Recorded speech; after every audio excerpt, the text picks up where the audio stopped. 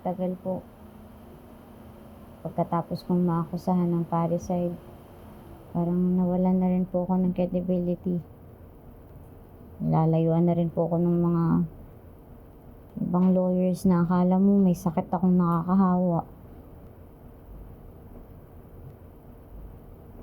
Di ba? Nakulong din ako. Inakusahan din ako. Pero, lumaban ako. Ang mahalaga, anak, kung ano ang totoo. At kung ano ang nandyan sa puso mo. Salamat po, Tina nga.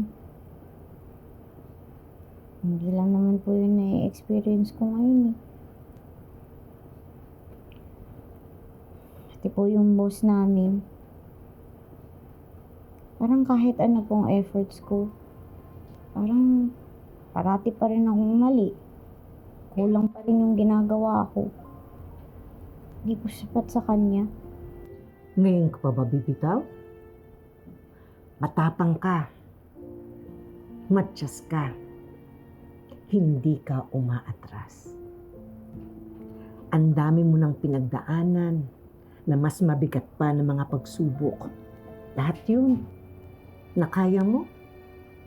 Ito ngayon, mani lang yan sa'yo. Kayang-kaya mo yung anak.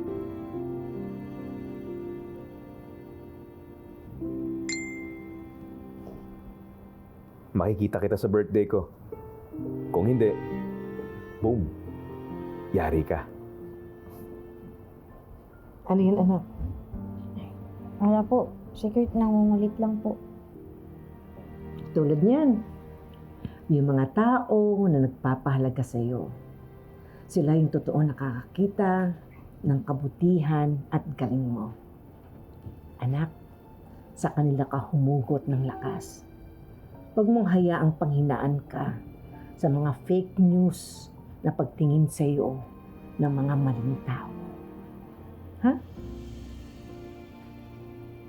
Ngayon mo patunayan sa kanila na hindi ka susuko, na magaling ka, na hindi ka nila matutumba. Lahat yan, anak, maayos. Lahat yan, kaya mo. At lagi kaming nandito, ang mga Matyas at si Kurt, para sa'yo. Huh?